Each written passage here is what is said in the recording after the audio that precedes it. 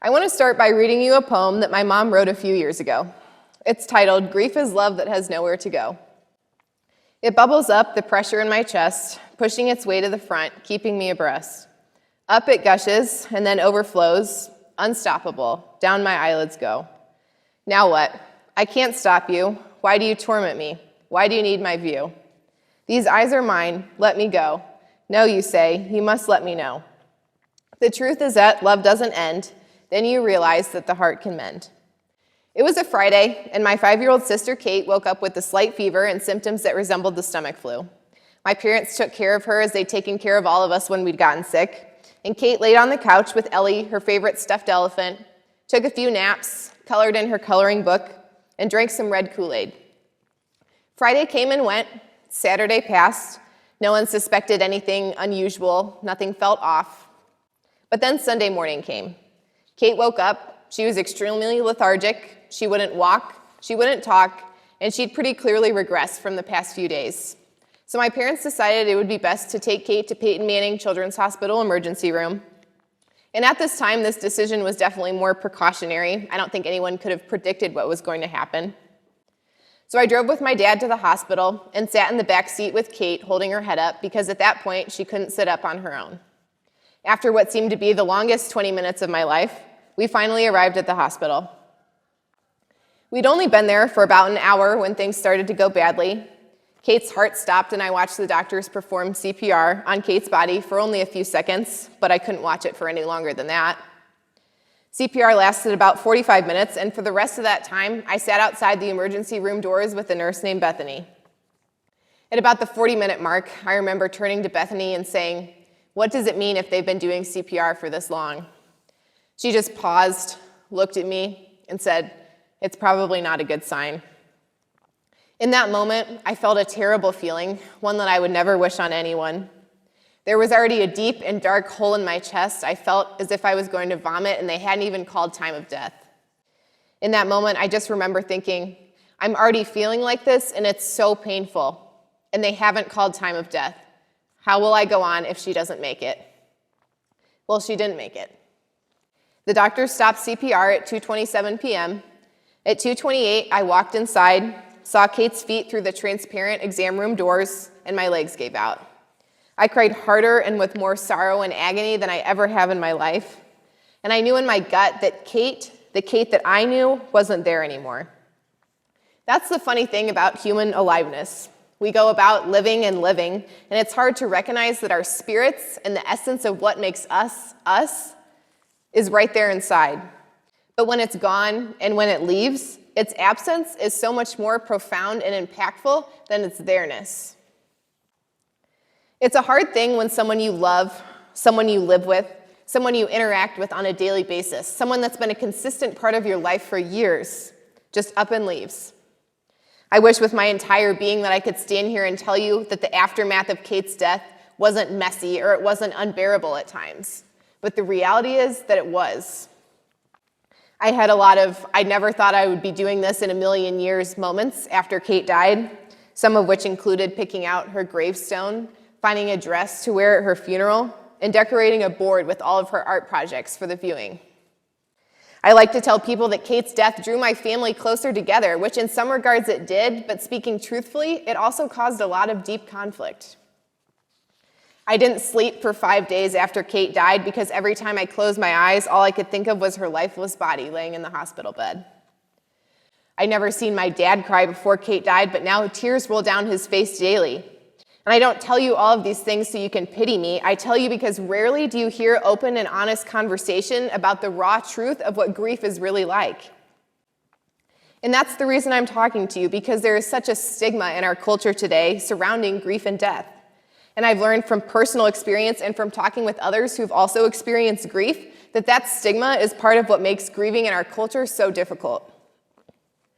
People are just afraid to talk about death. It's an uncomfortable subject. I think people are afraid of dying. People are afraid of what comes after the end of life and of what life will be like after losing a loved one. But after reflecting on this for a few years, I find this fear a little ironic. If you live, you will inevitably die. Dying is a part of living, and there's no escaping it. So why are we afraid to talk about it? Why are we afraid to talk about death? It's a question that I've pondered myself and one that I've asked many different people, but I've noticed that all the answers I've received and all that I've thought about center around one common theme, and that is the unknown. It's human nature to be afraid of the unknown, to be afraid of something that's unfamiliar. And that's biology. That's an instinct that was meant to protect us. But when we're dealing with emotions like grief and subjects like death and loss, sometimes the most powerful thing can be to open ourselves up to being vulnerable. And what is vulnerability? The word vulnerable comes from the Latin word for wound, which is vulnus. In its most simple form, vulnerability is defined as the state of being open to injury. Wow, we spend our whole lives trying to protect ourselves from injury, whether that's physical or mental or emotional. But yet I'm telling you that the most powerful tool you have to work through grief is to experience pain. And vulnerability isn't a walk in the park. It's not easy by any means, but being vulnerable means being on the path to healing. I want to share with you a few things that I've learned during my own grief process that might help illustrate my point. The first one is simple. Very rarely did people use words like dead or died. Instead, they'd use words like passed or moved on. It was like it was too harsh to say that she died, even though that is the reality of what happened. In fact, it made me angry that no one would use the word dead because it felt as if they weren't acknowledging the very event that had changed my life forever. It felt surface level. It felt as if people didn't want to or couldn't try to feel what I was feeling. The second thing was that people would say things like, I miss her too, or I know what your grief is like, or shouldn't you have moved on by now? I know that sounds probably harsh, but yes, there really were people who did say those things to my family and I. I felt like saying, maybe you do miss her, but not in the way I do. And everyone's grief is different, so how could you possibly know how I'm feeling? I wanted to explain that we drove to the hospital with 5 members of our family and drove away in that same car with only 4, and that we had come home to her toys still strewn all over the living room floor. I also received hundreds of messages after Kate died, but those messages dropped off after about a week. There were a very limited amount of people that kept in contact with me and continued to ask how I was feeling. People didn't want to be vulnerable. But it was not all bad. There were 2 specific instances that I remember. The first was that the week I came back from school, one of my teachers pulled me aside after class. She didn't say anything fancy, just that she'd be willing to listen if I ever wanted to talk about what had happened. So I took her up on it, and the next day I went in to talk to her after school. We talked about how I would miss doing Kate's hair in the morning, or how I would miss her laugh, or even how I would never get to celebrate another one of her birthdays. I remember when my mom picked me up, one of the first things she said was that it looked like a burden had been lifted off my shoulders, all because someone who I didn't even know very well at the time was willing to be vulnerable and open with me. The second thing was that on the first anniversary of Kate's death, one of my good friends gifted me a puzzle. I thought it was a sweet gesture, but really didn't think much of it. Later, I found out that that friend had gifted me a puzzle because I had once mentioned that one of my favorite memories of Kate was working on a puzzle together with Kate in my room.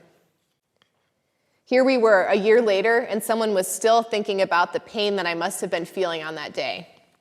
And I think that's vulnerability, to be able to revisit those uncomfortable emotions. That gesture was incredibly thoughtful and something that I will never forget. My dad likes to say that Kate's death never gets easier over time, but it does get more bearable. And I think that's what vulnerability can do for us. The more we let people in, and the more other people let us in, the more bearable life is. When we're vulnerable, when we enter into our own suffering, and when we enter into other people's suffering, it enhances our ability to love well and love deeply. Vulnerability, especially in the midst of loss, can also serve as a reminder of why we love that person. If we didn't love someone, we wouldn't grieve. It's like my mom's poem, "Grief is love that has nowhere to go." Entering into vulnerability in the midst of suffering is one of the most difficult things you will ever do, but it is also one of the most meaningful when you come out the other side.